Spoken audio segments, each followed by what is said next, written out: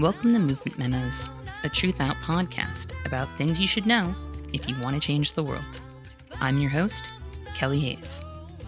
This week, we've witnessed a new chapter in Trump's desperation to replace headlines about the massive death toll caused by his bungled response to COVID-19 with headlines about anarchists and unrest. The Department of Justice on Monday released a list of cities it has deemed anarchist jurisdictions in response to a memo issued by President Trump earlier this month. The memo directed Attorney General William Barr to identify jurisdictions, quote, that have permitted violence and the destruction of property to persist and have refused to undertake reasonable measures to counteract these criminal activities. Anarchist jurisdictions, end quote.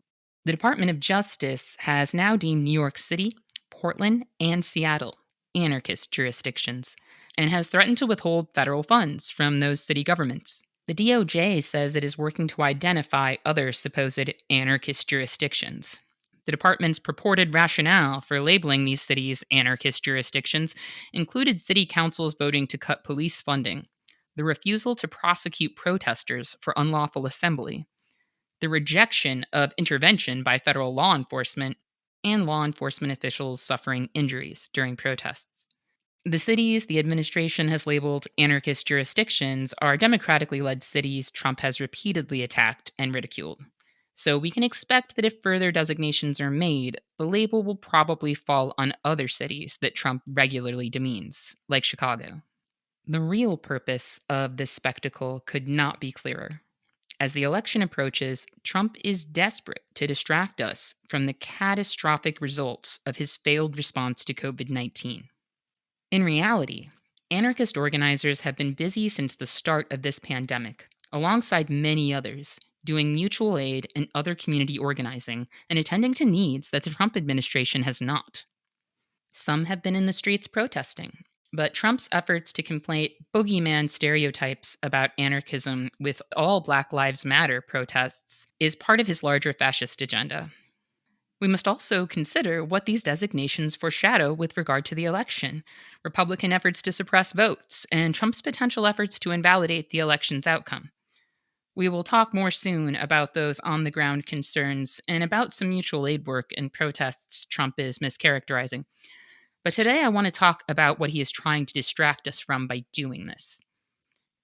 Last week, the United States crossed the terrible milestone of having officially lost more than 200,000 people to COVID-19. The true human cost of this virus obviously greatly exceeds any numbers rattled off by politicians. But the Trump administration's propaganda has been aimed at minimizing coronavirus fatalities. Last month, the president retweeted a false claim that only 9,000 people had died as a direct result of the disease in the US. Trump's suppression of collective acknowledgement and collective grief is highly fascistic, and resisting that suppression is part of resisting fascism. For that reason, some friends and I co-organized a vigil we called We Grieve Together on social media last week, uplifting the names of people who have been lost and messages of grief and comfort, as well as resources for people coping with grief. The event was really beautiful, and I think it helped a lot of people step into a space of collective grief, which is something a lot of our hearts and minds need right now, whether we realize it or not. If you would like to join such efforts, Cleve Jones and other organizers around the country are organizing a national week of mourning, October 4th through 11th. I will be putting a link to the main website for those vigils in the transcript and show notes, in case you would like to sign up to organize one in your area. My collective and I are putting together an event called Signed Shrines, Collages, and a Mixtape that people who are sheltering in place can participate in solo or in small groups. I plan to make a collage. I might even wheat paste it somewhere, who knows.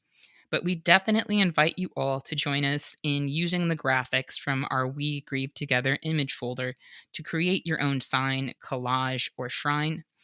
We are also working on a COVID Vigil mixtape that will be played through loudspeakers outside the Metropolitan Correctional Facility in downtown Chicago during the week of vigils. It will feature speeches from grassroots organizers and music from Chicago artists. Transcripts of the speeches featured in the mixtape will be included in a COVID-19 memorial zine that will be distributed to imprisoned people. The zine will also be accessible to everyone online. It's possible the speeches may be spliced up a bit in the mixtape during the creative process. I don't know, because I am leaving that part to the creatives.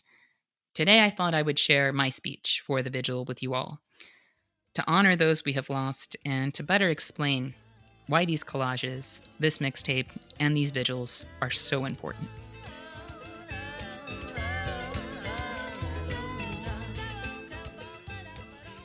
Over 950,000 people have died of COVID-19 worldwide. More than 200,000 deaths have been attributed to COVID-19 in the United States.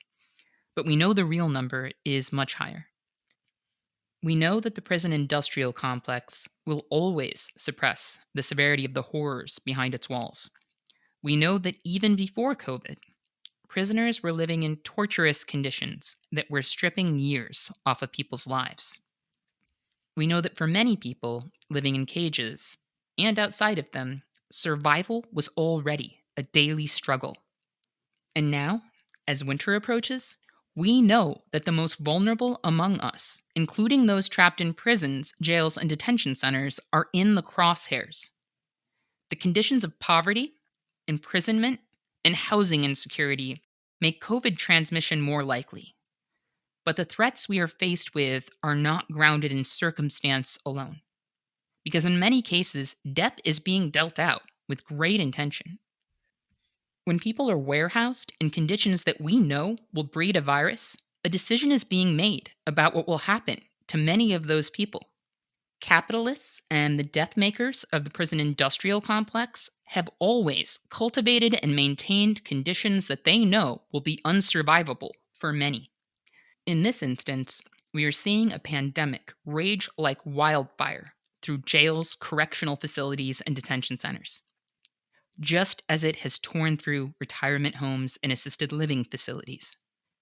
This virus has highlighted who we deem as disposable in this society in horrible ways. But the story doesn't end there. We can refuse to let these deaths be swept aside or written off. There is a reason our collective grief has been suppressed with lies and political circus acts during this pandemic. Because there is power in solidarity and collective memorialization. And the powerful are afraid of that empathy and solidarity. The fascist Trump administration has sentenced hundreds of thousands of people to suffer and die horribly. In truth, the number could run in the millions, given that deportations have continued at a swift pace, even though COVID-19 is currently running rampant in U.S. immigration centers. We are witnessing the acceleration of the United States as a genocidal project. But we are not powerless. In fact, we are the only power that can stop it. Panic around Trump's framing of unrest has led many people to retract their loud and fiery support for activists resisting state violence. Early on, the pandemic made many people aware of their own proximity to disposability. That's why the country watched a police station burn in Minneapolis and, for a time, remained convinced the system was to blame. They were right, and many will be again. The election has given people a whiff of hope that the system might yet save them. And while it is possible to reduce the damage done, we are staring down mass death, nationwide evictions, financial collapse, and even the potential collapse of our feeble, profit-based healthcare system. We will also see what this country unleashes against dissenters who threaten or complicate its violent work. We have already seen protesters in Denver charged with kidnapping for surrounding a police station. Joel Northam is facing over 250 years worth of charges for his organizing of protests against the murder of Elijah McCain. His house was raided by a SWAT team. Dissenters who are being targeted in this moment are victims of a fascist escalation, and we dare not look away. We don't yet have the level of solidarity we need to overcome the challenges ahead, and that cannot be allowed to continue. The walls of our silos must crumble. Arms must be locked. There are great storms ahead. We know that the impacts of COVID-19 will continue, and that saving as many lives as possible must include freeing our caged siblings. We also know that many people will die because of this disease who do not die of this disease. Because when a medical system oversaturates, people die of many things. People who need major surgery die. People who are having allergic reactions die. People who have heart attacks die. People die and die and die. We must name that in the scope of what is being lost inside and outside of prisons.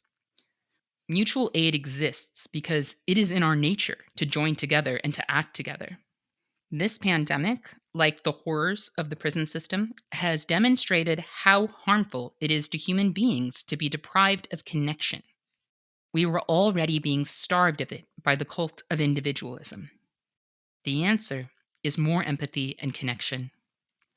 The answer is to become an immovable force when we are together, and a constellation of power and empathy when we are apart. The answer is us, at our best, in our darkest hours. We need more people, but we cannot wait for the mainstream to catch up with reality. We must name what's happening and expand our projects and numbers. When the dead are counted in the years to come, and we will be counting our dead for years, we have something to say about how many names will be read. History does not simply happen to people. We all make choices. We must ask ourselves, what do we owe to the living? And what do we owe to the dead? Andrea Circlebear, a member of the Cheyenne River Sioux tribe, died of COVID-19 at the age of 30 in federal custody. Andrea was the first woman in federal custody to die of the coronavirus. She was also pregnant when she fell ill. Her child lives on, but Andrea was lost soon after giving birth. The Department of Justice touted Andrea's sentencing in a January press release. Quote, "Don't let yourself or your property get mixed up in the world of illegal drugs. It ends badly," said U.S. Attorney Ron Parsons. The government issued that statement and then proceeded to kill Andrea by caging her in the path of COVID-19. Sarah Lee Circlebear, Andrea's sister-in-law, also died in police custody 5 years earlier while pregnant. This disease is a genocidal weapon in the hands of this government, but it will also knock on many doors at random in the months to come. If we organize, our collective pain can become collective empathy and action. But this will not happen on its own as a result of social deterioration. It will take political will, compassion, and courage. Whatever is ahead, our survival will depend on our willingness to organize it. And our freedom will depend on our willingness to fight for each other and for the most marginalized among us, including our imprisoned siblings. May the fallen rest in peace. And may the rest of us raise hell. I want to thank our listeners for joining us today. And remember, our best defense against cynicism is to do good and to remember that the good we do matters. Until next time, I'll see you in the streets.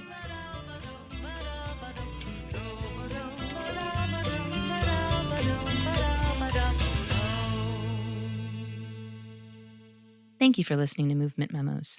This show wouldn't exist if it weren't for TRUTHOUT, and TRUTHOUT's independent news and commentary wouldn't exist without listeners and readers like you. We have no paywalls, no corporate sponsors, and no ads, except for fundraising appeals like this one. So if you can and would like to support our work, please consider dropping by truthout.org to make a donation today.